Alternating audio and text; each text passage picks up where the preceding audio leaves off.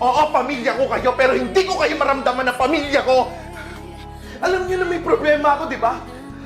Alam niyo na may pinagdadaanan ako. Nagpo-post pa ako sa Facebook, di ba? Nagpa-my day ako na hindi ako okay, may problema ako. Pero miss isa sa inyo, walang kumamusta sa akin.